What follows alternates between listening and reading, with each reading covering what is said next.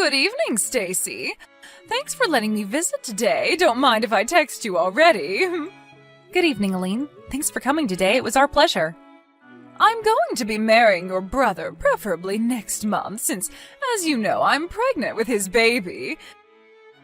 After that, the two of us are going to be sisters-in-law. Yep, I look forward to it. By the way, you're in your 3rd year of high school and are going to university next year, right, Stacy? Yes. Are you going to be moving out once you graduate high school? I have no plans of moving out as of yet. Why not? Because I'm going to be entering a university that I can go to from home. But it's no use talking about that now. I haven't even taken the entrance examination yet, so who knows what will happen. Well, I guess that's true. Tell me when it's decided, okay? I'll probably be moving in with you starting next month. Oh, is that so? Well, I hope we can get along with each other when that happens. Hi, Stacy. Care to explain what's the meaning of this? What? My wedding ring was found in your room. I was looking for it these past few days since I thought I lost it, but to think that you stole it? Hold on, I did no such thing. But I found it in your room, under your desk as if you were trying to hide it. I probably would have never found it if I didn't happen to decide to clean your room. I've told your brother and your parents about this. Everyone was furious. It seems that you were going to be staying here and go to university from home, but I told everyone that I'm scared of living with a thief when my baby is about to be born, and they all agreed to make you leave the house. But you didn't even listen to what I had to say. This is too unfair. But there was concrete proof that you had stolen it in the form of my ring hidden in your desk. I did no such thing, I promise you. No matter. Just hurry up and come home. Your high school graduation ceremony should be done by now, so hurry up and pack your stuff because you're going to be leaving. I'm telling you, I didn't do it.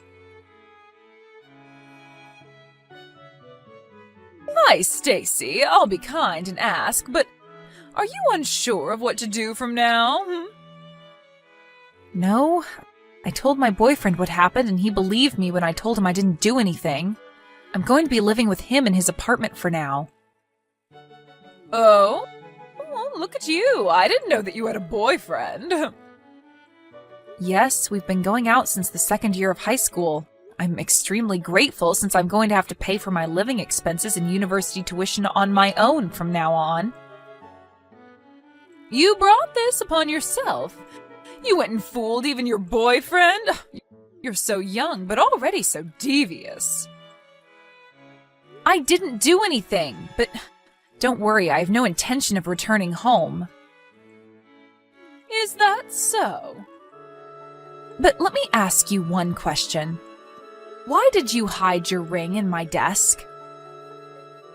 Well, I guess if you don't have any intention of returning, then...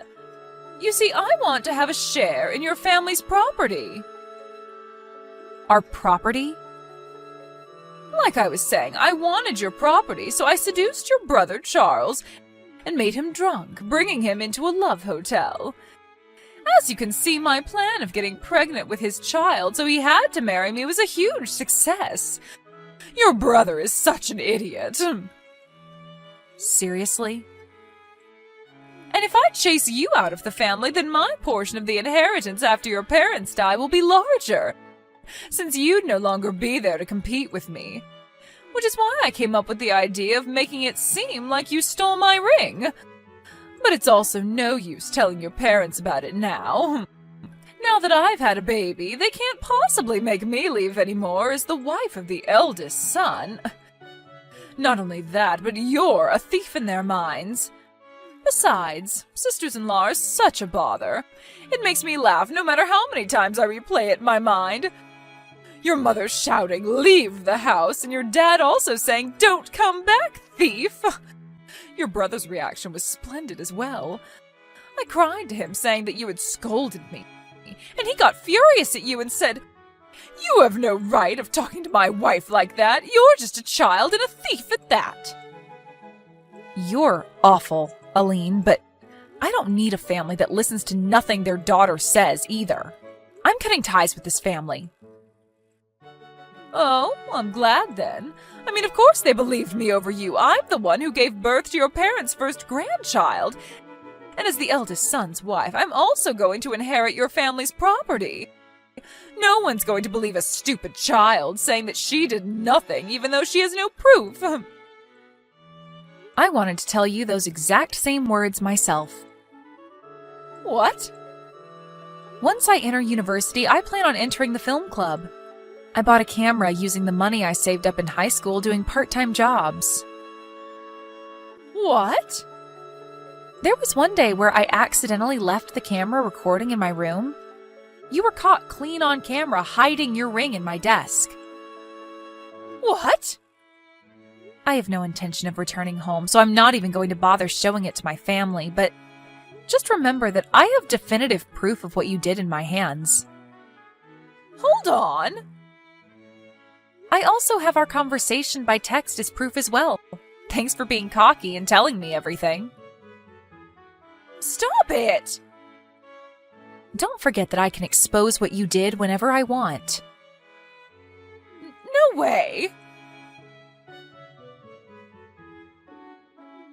Hey, Stacy!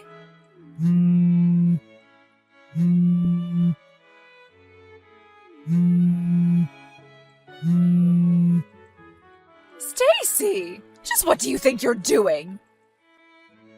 Oh, Aline, long time no see. Stop acting all calm. You know why I contacted you, right? Oh, I guess. You're talking about the movie that's currently in cinemas, The Empty Family and Me, right? Yes, but what happens in the later half of the movie is different, but the scene where the family kicks their daughter out of the house for a crime she didn't do, it caused a commotion in your family because it's what happened to you, no matter how you look at it. And doing some research, we found out that the novel that the movie was based on was written by your husband.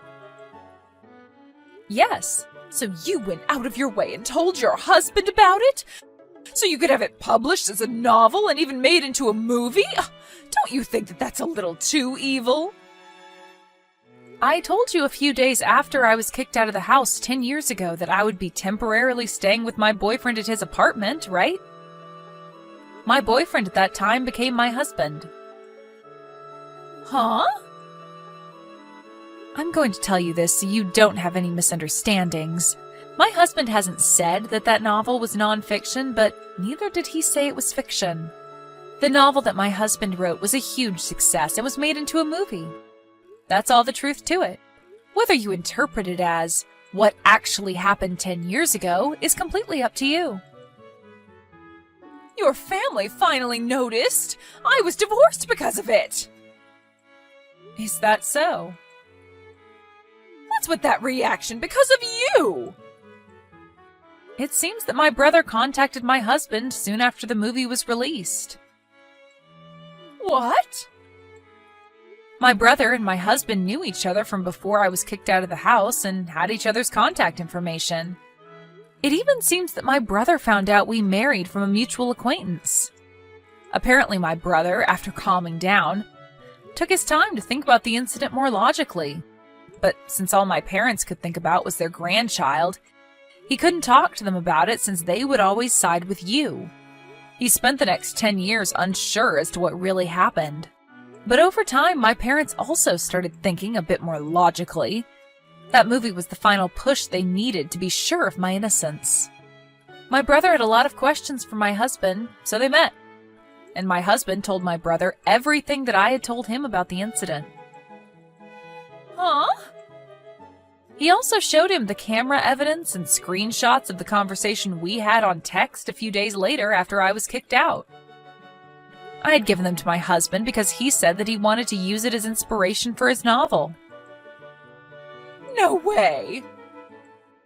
My husband, the author of that novel, he didn't tell me anything about it since I had already given up being reunited with my family. But I guess he just wanted to prove that I was innocent of the crime I was accused of 10 years ago and wanted to tell the world about it in one form or another. At least that's what I think. Are you being serious? Do you know what I had to go through because of that? The baby you gave birth to as part of your plan in making my brother marry you wasn't actually my brother's child, right? It seems that my brother told my husband about that as well. As he grew older, it became more apparent that the child's face and body features didn't look like those of anyone in the family. My brother, after watching the movie and hearing what my husband had to say, decided to test every possibility. So he had him and his son do a DNA test. It came out saying that his son wasn't related to him by blood. Why'd he have to tell your husband about that? Perhaps it's his way of making up for his sins. I also heard about the fight over who would take custody of the child.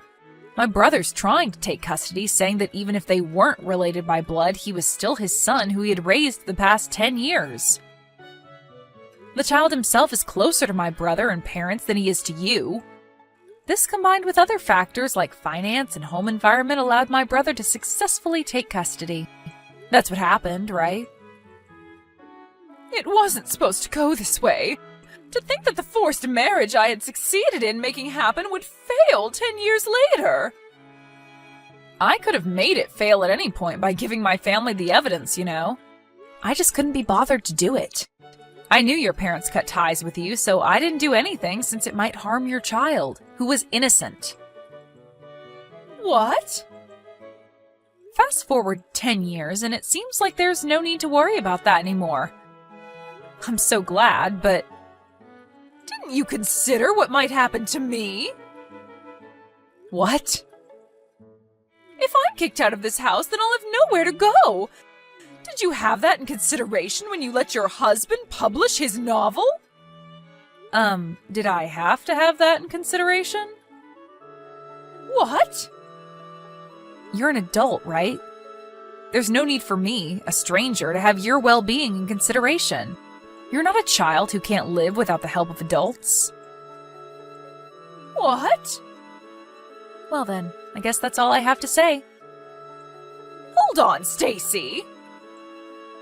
No matter what you say to me, there's nothing I can do for you. Not that I would, even if I could, though. Stacy! We were sisters-in-law, even if it was just a few months. Surely you must have some compassion left for me. There's no way I would have any compassion for someone like you. Goodbye.